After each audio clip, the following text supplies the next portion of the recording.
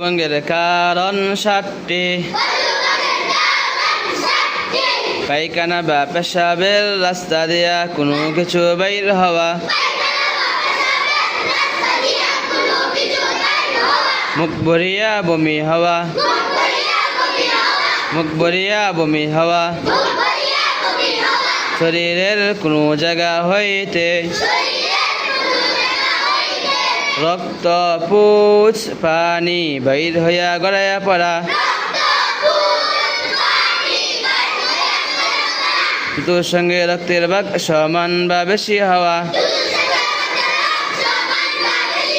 চিত বা কাত হইয়া হেলান দিয়া গুম যাওয়া, পাগল মাতাল ও